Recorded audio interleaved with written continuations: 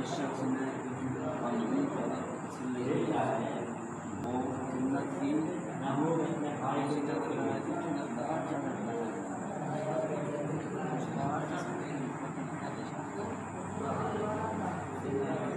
वो जन्नत की चादर पर जिस शख्स ने एक पढ़ा मदरसा